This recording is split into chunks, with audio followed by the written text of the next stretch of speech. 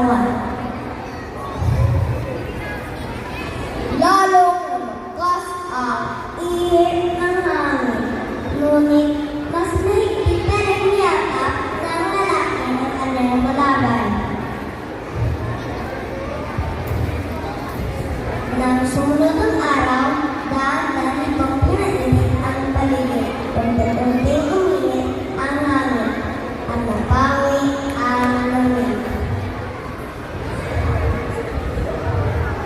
Pawis na pawis, kusang tinanggal ng lalaki ang kanyang kalaban sa katawan.